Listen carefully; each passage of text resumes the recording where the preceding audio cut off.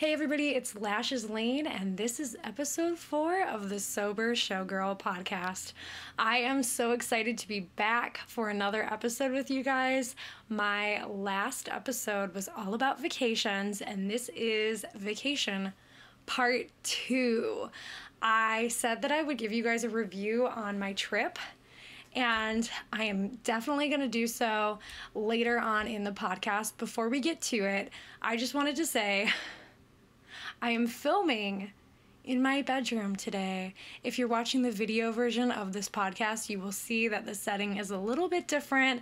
I am in my bedroom because the living room filming space that I created for myself has been quite noisy, and I reached my breaking point during the recording of the last episode when there was church bells just nonstop, and it was just really loud. I don't even know where the church bells were coming from. It was honestly like some horror movie stuff, like for real. So I thought I would try this out. We're only 4 episodes in, guys, so I'm kind of experimenting with where the best filming location is.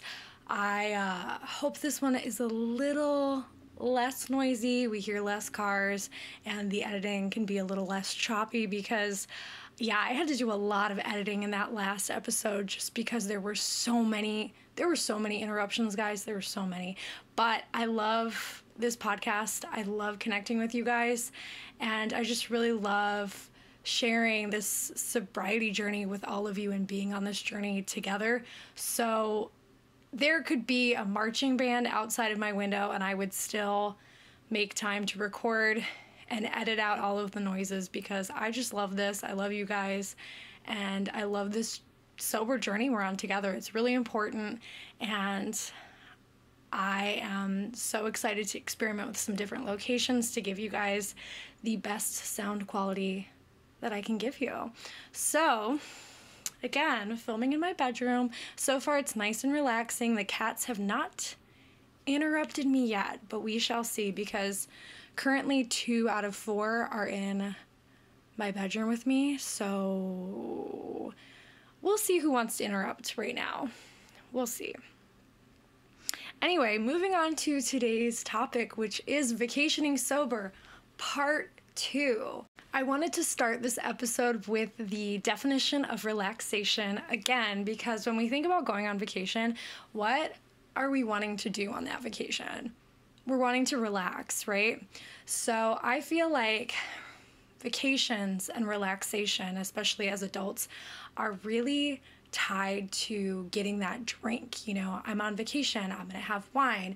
I'm on vacation, I'm gonna have a Mai Tai. I was just watching a Hallmark Christmas movie last night, and the girl wanted to be in Hawaii, and you know, she got stuck in a small town, of course, Peppermint Lane or something, and she just was complaining about how she didn't want peppermint cocoa, she wanted a Mai Tai, and that's what she wanted for her vacation. She wanted a Mai Tai, which is an alcoholic beverage. So it's just like so heavily tied to our definition of vacation that it's even in a cheesy Christmas movie. You know what I mean? Like, we are thinking about vacations, we're thinking about drinks. It's just so connected in society, and it really needs to change because relaxation, vacations, all that stuff has nothing to do with alcohol. So let me read you the definition from the dictionary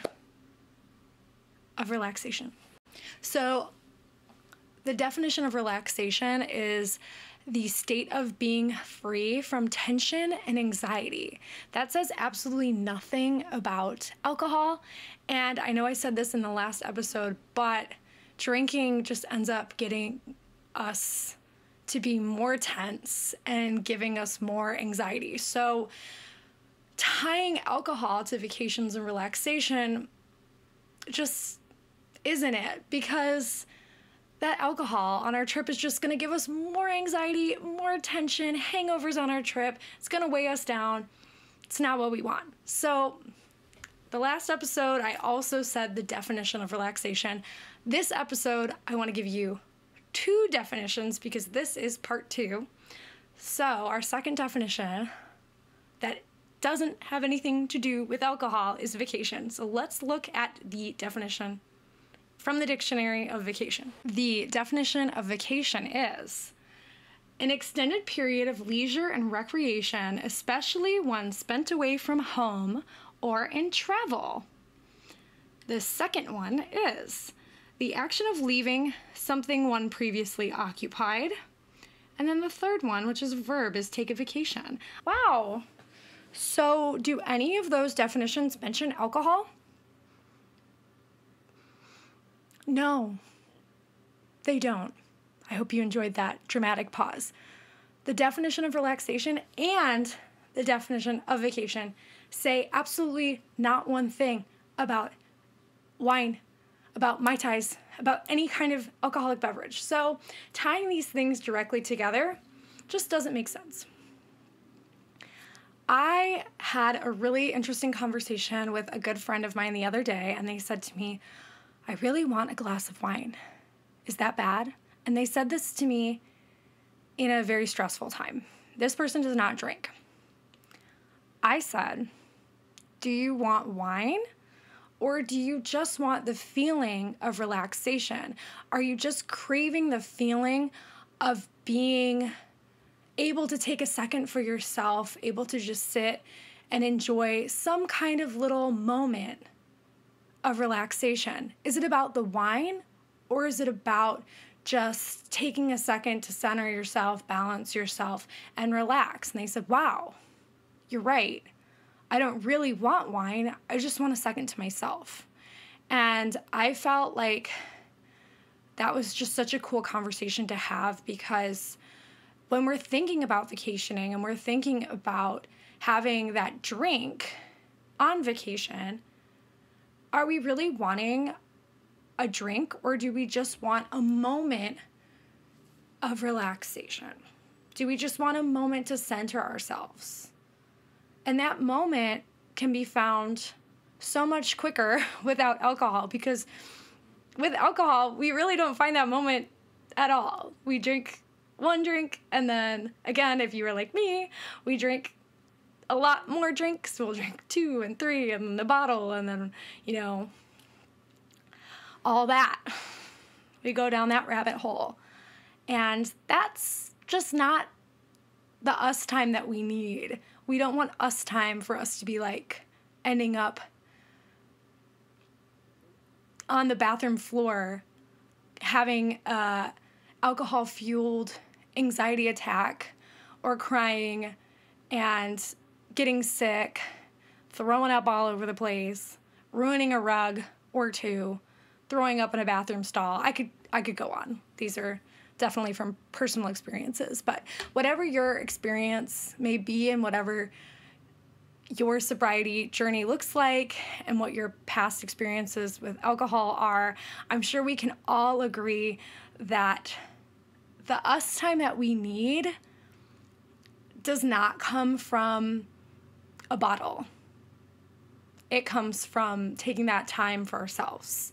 And there are so many activities that we can do that are not alcohol fueled. So that's one of the cool things that I want to talk to you guys about in this episode. Often when we are vacationing, we are going to new places, and with those new places, we want to go on adventures, right?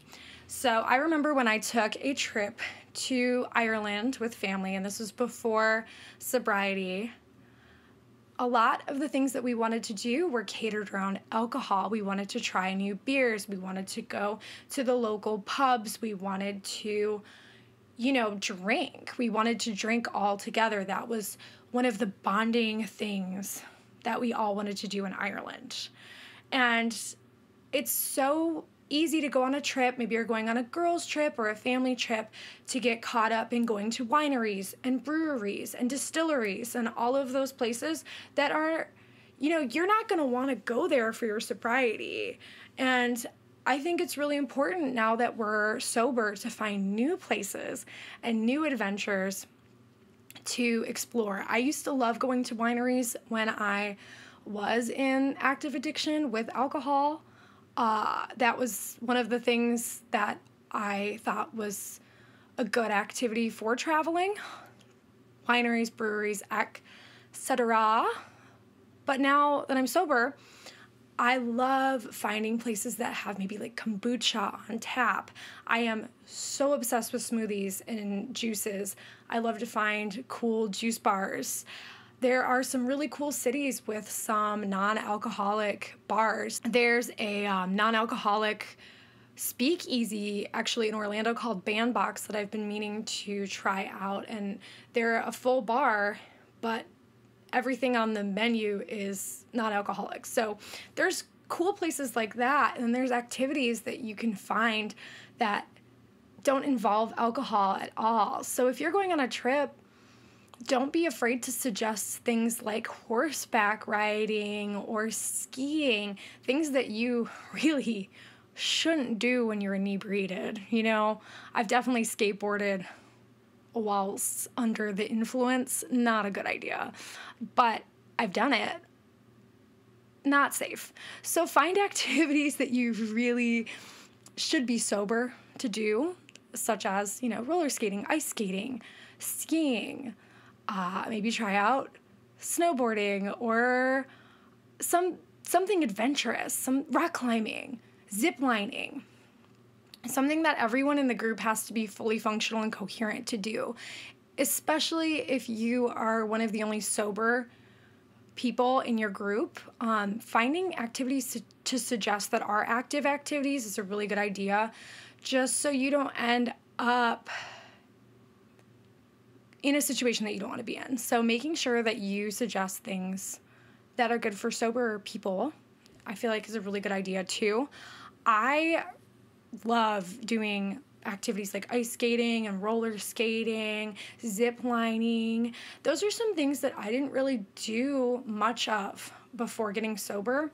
And I feel like becoming sober has made me seek out activities that are more active. I love fitness a lot more. Back in the day, I had a pretty toxic relationship with fitness. I've mentioned, trigger warning, that I did suffer from an eating disorder. We will get into that in later episodes, but just on a surface level, I had a really bad relationship with my body and fitness. Alcohol definitely played a role in all of that. And now that I'm sober, I just feel so much more comfortable in my body. I feel like I have more ownership of my body and I treat it really well. And I have the energy to actually do these activities. Before, I was hungover all the time. So why would I want to go ziplining or rock climbing or roller skating if I'm hungover AF? You know what I mean? It's so cool to go to different cities and look for the adventurous outdoor things that you can do. I love ziplining, so if there's a ziplining excursion on a vacation, you know I'm going to want to do it, you know? Yoga, different kinds of yoga, like animal yoga. There's kangaroo yoga, goat yoga. Those are cool things to do or seek out when you're traveling to new locations. And if you're like, lashes, I'm not an active person. I do not like any of the things that you've suggested. I'm sure you like shopping. Go to a cool coffee shop, get a cool latte, or like a cool kombucha on tap, or a tea, or something cool, and then take your cute little beverage and go shopping. Because every place that you're visiting has a cool shopping spot. Like everywhere has cool shopping. So be it like a small town or a big city, you know there's going to be places to shop.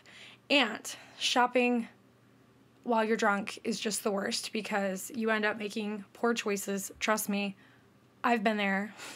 4 glasses of Prosecco at the mall, and you are buying things that are just very silly. So definitely get yourself a coffee, get yourself a non-alcoholic beverage, and shop. When you're traveling, just like look for different places that are cool adventures that don't involve alcohol. Don't go to a bar hop or, you know, like a pub unless they have really good food, you know, and you are in the point of your journey where you can be in a bar restaurant atmosphere, if that's safe for you in your mental state, in your headspace, and your current milestones of your journey. If you're cool being in like a pub that has food as well, go to a pub, get yourself a non-alcoholic drink. If they don't have any like mocktails or any beers or wines on the menu, you know, get a soda, get like a tea, and enjoy some good local food, you know. I say pub because I did mention Ireland before we got into all of this. But finding a cool place that doesn't involve alcohol is just like crucial for sober vacations. We just went on another cruise, my husband and I told you guys I would let you know how it measured up to Carnival. So I would love to talk to you guys about that and give you my formal review. Now, I do have to say, it was a great trip. We had a wonderful time. However, there is kind of a horror story that I will be getting into with Royal Caribbean and their main dining room. So let's start with the positive stuff first. They had an incredible mocktail menu. I've posted it on my social media. The Tropical Crush was my favorite. You guys know I'm a health and wellness girly, and I do not really indulge in Red Bull. However, it was a bunch of different juices and a Red Bull, and it was delicious. So I definitely had a few of those on the trip, and they were really good. And I was on my period, so the extra surge of caffeine did really help with all of the activities and such we did. So, you know, oh well, life's about balance. I did have a few Red Bulls on the trip. But their mocktail menu was good. They had like a ginger Shirley, which was like grenadine and ginger ale and a couple other things. And then there was a blueberry no-hito, which was a blueberry mojito mocktail. And then a couple others. If you want to see the full menu, definitely look at my Instagram at the Sober Showgirl, because I did post the menu on there with a few pictures of the Tropical Crush, my favorite drink. They also had a really sick juice bar. It was everything that I dreamed it would be. The beverage package that we selected, which was the refreshment package, covered coffees, juices, smoothies, etc. Everything except for alcohol, so it was really, really nice. The apple mint juice, it was a fresh pressed juice, apple mint, was better than any mocktail on the mocktail menus. It was so good. My husband does not do like fresh pressed juice or smoothies, and he loved the apple mint drink. It was just really, really good. I gotta figure out how to make it at home because I'm low-key dreaming of it still. I didn't take a picture of that menu, so I'm gonna have to Google the ingredients on that one, but it was really, really good. Their coffee was great. The mocktail menus were at most of the bars. I did see a few bars where mocktails were not listed, but it was listed on most menus, so that was pretty cool. Different from Carnival. Carnival, I only saw the mocktail menu at the piano bar, so it was nice to see the zero proof cocktail menu at more places on this cruise line. So it was really nice. There was ice skating. There was an ice skating show that was absolutely phenomenal, and all the performers were just like next level. There was a water show that was very like Cirque du Soleil with acrobats. That was amazing. Mamma Mia was available to see, the Broadway production of Mamma Mia that was on board. That was really cool. So the shows were great, and we went rock climbing. I learned that I hate rock climbing. We went on the zip line. It was fun. I had a really bad landing and almost hurt my leg, but it was cool. Only did it once because the landing was a little rough for me. Glad they had crash mats. I was like, wow, I'm coming in hot. Help. But it was fun. It was fun. There was mini golf. a really beautiful adults only area at the front of the ship. It was really nice, and our stateroom was a lot bigger than I thought it was going to be. The restaurants were really great, all the quick service restaurants, and now we get to the tea. I wasn't even sure if I was going to share this story on the podcast because it's not my story fully to tell. I was a witness to it. I did help navigate it, but it's not my story. This happened to my husband. And as you can see and hear, my voice is getting a little bit more frustrated, and you can probably visualize flames coming out of my ears, maybe because I'm getting a little heated. So the main dining room is something that my husband's family always does every night of the ship. So I booked it for Saturday night and Sunday night. And we were excited about it. The menu looked good. I put in all of my dietary restrictions. It looked fun. We dressed up and we showed up. They took us right away. Pretty seamless. Now the energy was really chaotic, and you could tell that our servers were really stressed. We ordered drinks. I just ordered a water, and my husband ordered a blueberry mojito. And I decided after probably like 5-10 minutes that I also wanted to order a mocktail. I don't order mocktails unless I see it on the menu, so I scanned the QR code. I saw that they had a mocktail on the menu, and I visually pointed to the mocktail that I wanted, and I showed the server. I said I want the 0.0 Tropical Crush mocktail, no alcohol. Okay, that's how I made my order.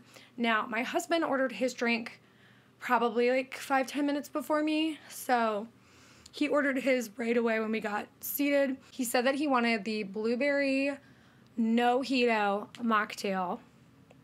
He said those words, and the server said, okay, wrote it down, and he came back with a drink that was in a much smaller glass.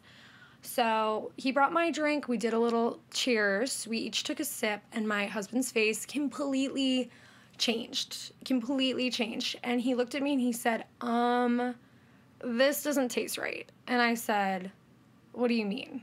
And he said, I think they might have messed up. And he was visibly stressed, you know. You could tell he was getting really anxious because he's been sober for 2 years. So he was definitely like, oh, shoot, what just happened? Like, did I just drink alcohol? You know? And if you were a heavy drinker like we were, you don't forget that taste, right? So he's kind of uneasy at this point. And I smelt it and I said, that doesn't smell right. That definitely has a familiar smell. So I said, I think that they might have messed up. He's like, yeah, I'm not gonna drink any more of it. He took like a little baby sip and he was like, oh no, right? So the server comes back and I ask him, hey, does this have alcohol in it? And I point to his drink. And he said, yeah, that has alcohol in it. That's a mojito. And he said, the server said, he ordered a blueberry mojito. I said, no, he ordered a blueberry mojito from your mocktail menu. And my husband's obviously like upset, you know, he's just looks like he's got anxiety, and I'm fuming at this point because I'm like, you just gave a sober person alcohol, and that's just not right, you know? So I'm so angry, and I keep my cool because I'm not trying to make a scene, but I firmly stated that we were both sober and that I heard the order being made and it was a mocktail, and that it was extremely wrong and like a really big mistake that was made. And I just, made it known that he made a mistake. I wasn't, it was really loud. And before the server came back, my husband did say, hey, if he messed up, let's just keep it cool. I only took like a little sip. I'm not going to drink any more of it, but like, I don't want to get anyone fired because he's really nice. So I kept my cool. I wasn't going to make a big scene. I just wanted to make the server aware that we are both sober and that he did just give alcohol to someone who is on a sobriety journey and living an alcohol-free life. He didn't understand. He's like, it wasn't listed in your allergies. And I said, well, it's not an allergy. It's a personal choice. It's a lifestyle choice. It's not an allergy. And I had to literally explain what sobriety was, which I have never had to do in my life.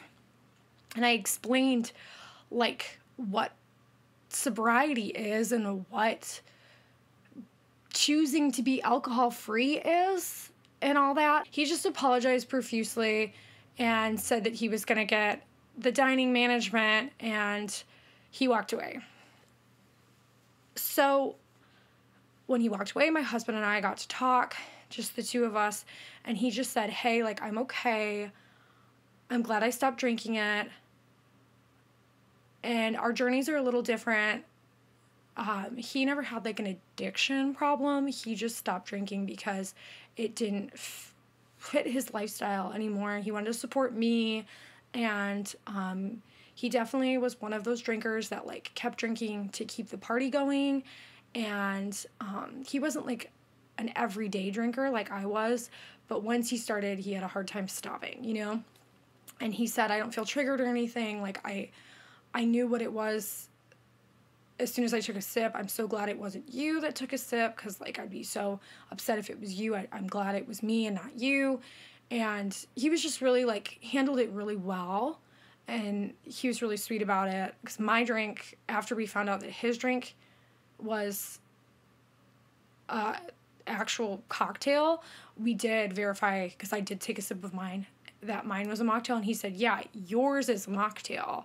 Yours doesn't have alcohol. And mine didn't taste like it had alcohol in it, but, I wanted to make sure, and I wasn't comfortable finishing mine when we found out that his had alcohol. It was just like, our skin was crawling. We felt like cats with shoes on. It was just like really uncomfortable. You know what I mean? So he looked at me and he said, hey, I got to get out of this space.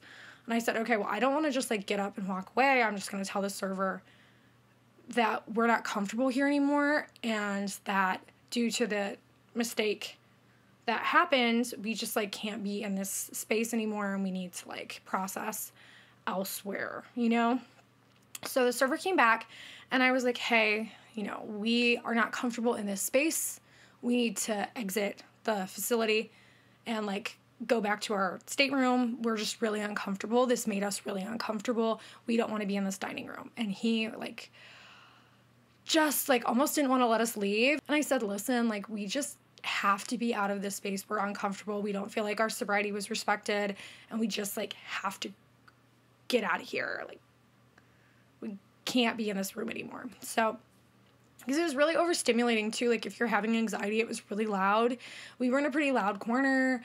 It was a lot. So when my husband told me like, hey, I gotta get out, I was like, all right, let's go. So we left, and like then the dining manager is like running after us, and it was so dramatic. Honestly, guys, it was so dramatic. He's running after us, and he's like, wait, and then he wanted to know more about the situation, and I'm like, hey, listen, we're so uncomfortable. And he kept asking if we were like kosher, if it was religious or like an allergy. And I said, it's a personal choice for our lifestyle. Like we are sober. We do not drink. We do not have a good relationship with alcohol. Alcohol is something that we do not want like in our bodies, in our lives. We don't drink. We're sober. I had to explain it again, like I did with the server. had explained it to the manager. We don't drink alcohol because, like, of addiction issues and this and that, and we're sober, and it doesn't serve a purpose in our lives, and we have a bad relationship with it. Blah, blah, blah, blah, blah, blah, blah, you know? And it was really a lot. It was really a lot. And he, like, just kept offering to make it up to us. And I did say, nothing that you can offer is going to take that sip back, you know? Like, you can't offer anything that's going to erase that sip of alcohol, you know? Like, what are you going to offer? A time machine? Like, it's just really not cool. So he did offer a lot of accommodating things. Like, they were like, we can send you room service. We can send you to a fine dining restaurant. I looked at my husband. He's like, I just want to go back to our room and just decompress and just, like, process this. And I was like, okay. So I said, we got to go back to our room. And the manager gave me his card and was like, please reach out to me when you're ready. We can figure out, a fine dining experience for you guys just to try to make it up to you.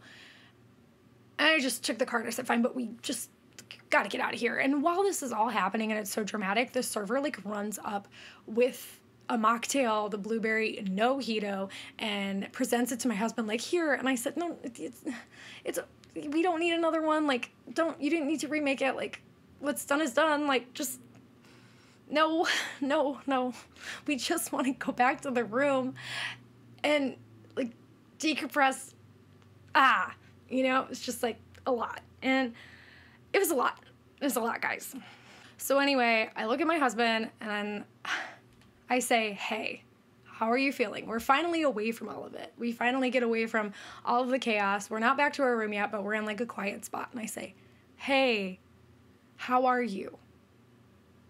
How are you feeling? And he said, I just feel like they robbed me of 2 years. Like, they robbed me of this, like, milestone. And now I have to start all over.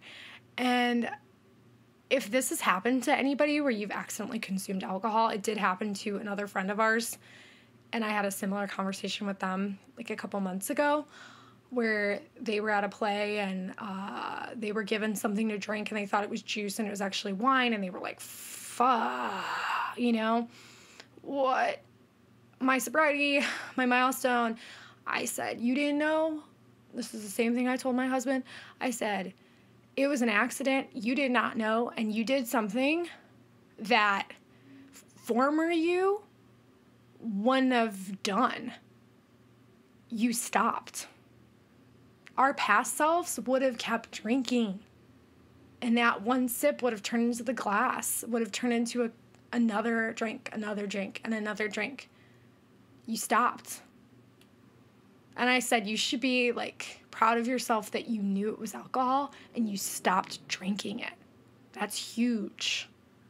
That's huge. And it's so, no, if it would have been me, I would have been really, really, really upset, But the bottom line is, if this happens to you, if you are accidentally served alcohol, which is, like, what we all fear, right? Like, when we order a mocktail or whatever, if you're accidentally served alcohol and you realize and you stop, like, that's a really big thing.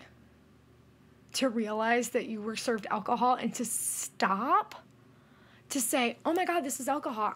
No, thank you. This is not for me. Our past selves would have never. We would have just kept freaking drinking, guys. And, like, so as upsetting as it was that mistake happened, that really awful mistake that should have never happened, they all, like, I'm sorry, but after them being like, but it's not an allergy, I'm like, you guys all need to be schooled on what sobriety is. Like, you got mocktails on your menu. You've got 0 proof cocktail menu. Like, stop it. If you have a whole section on your menu dedicated to non-alcoholic drinks, like, y'all need to be freaking schooled on what sobriety is, because you are going to have sober people order that it's not a religious choosing. It's not anything like that. It's not like religion or an allergy. It's like an addiction problem. So like learn about freaking addictions before you like start serving mocktails. Like, I'm sorry, but they all need like a training on what that is. You know what I mean? Like, get a training on sobriety. There are so many reasons why people are sober. It could be allergies. It could be dietary restrictions. It could be an addiction. It could be a lifestyle choice. It could be whatever. It could be religion. Oop, I knocked my microphone. I'm getting so heated, guys. Like, but for them to just be like, oh, well, is it an allergy? Is it religion? And that's the only thing they knew about, like, why people might choose a non-alcoholic drink, is it's either allergy or religion. Like, you guys need more training. I'm sorry, but that's, like, you need more training. And it just makes me so mad. Like, I'm like, how do you not know, like, what sobriety is? Makes me so mad. I'm getting the crazy eyes. I'm like, ah. But, yeah, they actually took it really serious. They took it really serious, and that's one of the things that made me and my husband feel not, like, good about the experience, but we really feel like it's not going to happen to anybody ever again because of the way that they investigated the situation and the multiple phone calls that I took, because I didn't want my husband to have to deal with it, because it's just too much, you know?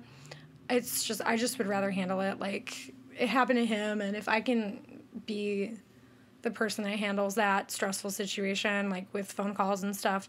But I talked to a lot of different people from customer service, from the restaurants, like the management team. I really think that they're going to make sure that this doesn't happen again. They told me that they're going to make sure this doesn't happen to anybody again. But like, if that sip, if he was in his sobriety stage, or if his journey was fresh and he was having a lot of cravings, like that could have been really bad. Or even if it wasn't fresh and he was like 10 years sober and still like struggling, that sip, if it would have been like a triggering sip and it would have triggered a relapse, that would have been so bad. Lucky for him, he sipped it, knew it, and said, I don't want anything to do with this. This tastes horrible. How did I ever do this before? You know, it happened to him. He handled it really well. If it would have happened to me, I don't know how I would have reacted, you know? If it would have happened to anybody else, like, I don't know what that would have meant for their journey and their struggles, and it could have made their next couple of months really hard. It could have potentially triggered a relapse. It could have, if they were allergic, it could have made them really sick. It's just not something that should ever happen. And yeah, that's my little dining room horror story from Royal Caribbean. And I really hope that after this, they're giving people better training on sobriety. If you know anyone who works for Royal Caribbean, send this to them and, you know, tell them they need better training for their servers and for their dining, because they really do. Now, they did send us to one of the fine dining restaurants in Compton, and they sent us to like a key holder breakfast, and they offered to send us room service on one of our phone calls. And, you know, we did go to the fine dining restaurant. They were really nice there. We actually had a server who is sober as well, because they had some health issues. So we bonded with the server on that, and they said that they were really sorry that that happened to us at the main dining room, and they were really sweet, and it was really cool that we got paired with a sober server. I don't know if that was on purpose or not, but, you know, it was nice to speak with someone in the staff who also was on a journey for health reasons, and he was really, really, really sweet. Jake, if anyone knows Jake, who's the server at Giovanni's on the Royal Caribbean Allure of the Seas, he is a sweetheart, and we really enjoyed him and our conversation with him. He was really, really sweet. But, yeah, they were accommodating after that. So all in all, after that whole story, do I recommend the Allure of the Seas? I do. It's a great ship. There was so many activities, a lot of really good shows, really immersive atmosphere. There was like a whole boardwalk and a carousel and a hot dog stand and really beautiful Central Park area. That's where the Italian restaurant was. We saw a jazz quartet, and the ice skating show was just made of dreams and ice princesses. I swear, like, those skaters could really skate. It was amazing. The water show was next level. Like, the shows were so good. The atmosphere was so beautiful. The food was incredible. The Mexican restaurant was, like, so good. The buffet one, the one that's, like, included, was really, really good. It was really, like, a nice, beautiful atmosphere. Now, what I will say is if you order a mocktail, watch them make it, take a screenshot of the menu, the mocktail menu, and if you order, point to it. If you're not comfortable, like, doing that, don't get any mocktails. After my story, just get sodas, sparkling water. Don't risk it with the mocktails. But if you are gonna order a mocktail, I highly recommend watching them make it and pointing to the menu. If you don't see a physical menu, take that screenshot, point to it, and make sure. I like to do a 3-step verification. This is what I've been doing since I've gotten sober and ordered mocktails. I say, hi, I would like a mocktail, a non-alcoholic mocktail, no alcohol. Say it like 3 times. And then I watch them make it, and then I'm good.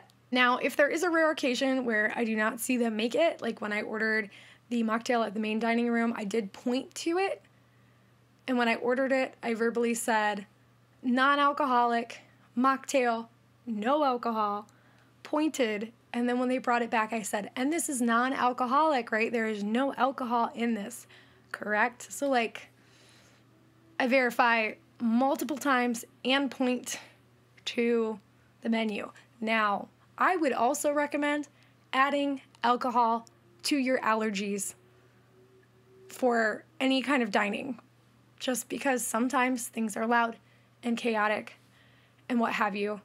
So if, for me, I can't have dairy or gluten, so my allergy list from now on shall say dairy, gluten, alcohol. I'm going to be listing alcohol as something I'm allergic to on a cruise ship for the foreseeable future, because I just don't think a lot of people know what sobriety is on the staffing team. And I highly recommend that you list it on your allergies too, because they do take allergies really serious on these cruise ships. And if you list it on your allergies, they are not going to serve it to you. So put it on your allergies. Put it on the allergies. Don't even hesitate. No, you're allergic now, baby. You are allergic now. If you're watching the video version of this, you will notice that there is now a cat on my lap, and everything might be just shifted ever so slightly. The computer was about to die, so I did plug in the computer, and Bruce just hopped on my lap. So, you guys, if you're just watching the audio, this is another reason to watch the video on Spotify or on YouTube, because my cats do pop in, and they do make appearances. I just realized you might not be able to see Bruce in the frame. Let me pick him up. If you're listening to the audio, just know that I have a cat in my arms, and he's the best of babies, and he's giving me a kiss. Hi, Bob. Okay, enough with the kitty cat. You sit on my lap, buddy.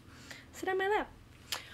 So, before I wrap up this podcast, I do want to mention that if you have experienced anything like my husband experienced on the Royal Caribbean, that taking this accidental sip of alcohol It wasn't your fault. You might be feeling some weird guilt, anxiety. You might feel like this person ripped away your milestones. Just be proud of yourself that you stopped. You had a sip. You knew that that was something that you do not want in your life, and you stopped. So I just want to remind you guys again that if you have gone through something like that, you really need to applaud yourself for just stopping and knowing that that's not for you. So I'm proud of you because that's really big. And let's say you're listening to this and you went through that situation and it did trigger some kind of relapse and now you're back on your journey. I'm proud of you for hopping back on your journey and continuing to pursue sobriety because you're strong. You know, no one's journey is perfect, and you guys are all strong no matter what personal situation you're currently going through. Everybody's is going to be different, but the fact that you're here, the fact that you're listening to the Sober Showgirl podcast, a podcast about sobriety, that means you want to be sober. That means you want to be on this journey, and that's really special. So no matter where you guys are at in your journey, really just be proud and know that you're doing the best that you can every single day. Take it day by day. Be proud of your progress. And just know that you're doing the right thing for yourself and that what you're pursuing is definitely not the norm, since some people don't even know what sobriety is, but it's something that's really great. So I'm proud of you. I'm going to wrap up this episode of Sober Vacations with some closing thoughts on sober vacationing all around. I want you guys to know that vacationing sober means that you are going new places, you are relaxing, you're not going to be hungover, you're not going to have these awful, feelings of anxiety on your trip. You're going to be fully present for your trip. You're going to be fully present for all of your adventures, and you are going to be able to fully immerse yourself in whatever place that you're in. Going on a vacation is not about having a Mai Tai. It's not about trying a local beer. Going on a vacation is about exploring new places, finding your zen, finding some peace, reconnecting with yourself. And the best way to do that is figuring out what you want to do alcohol-free. What do you really want to do in your heart and soul? What makes you feel relaxed? Is it chamomile tea and snuggling up by a campfire under the stars? Is it a cup of peppermint hot cocoa and a big fuzzy blanket by a roaring fireplace in a ski lodge? Is it going to the wildest, craziest zip line ever, or finding a place to ice skate in New York City? None of those things involve alcohol. What is your heart desire on your vacation? What do you desire when you relax? What is something that's going to make you feel refreshed, rejuvenated, and full of life? I guarantee you alcohol is not one of those things, and vacationing can be so much more than a couple of beers on the freaking beach. So find what you like. Figure out what you want to do. Figure out what makes you relaxed. And plan a vacation that's going to soothe your soul and rejuvenate yourself or fulfill the adventurous parts of your life. Whatever you feel like you need for this trip, you plan it and you don't think about alcohol. Just don't think about alcohol. If you listen to my first episode, I do mention packing drinks, and I'm going to remind you guys to do that again. Pack your cooler with sparkling water or canned mocktails or non-alcoholic wine or beer, something that makes you happy, and set yourself up for success with maybe a 12-pack of Liquid Death, sparkling water, LaCroix, whatever you want that's going to make you feel happy, that's alcohol-free.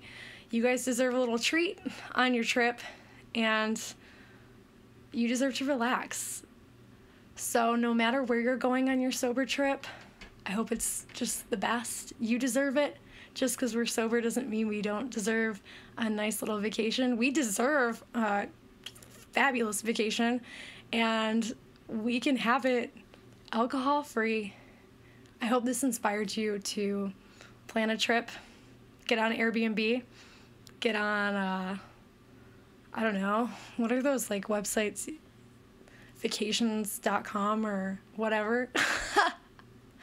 I hope you're planning your dream vacation right after you watch this episode. I love you guys so much. Episode 5 is going to be all about the holidays again, so I'm really looking forward to seeing you next week.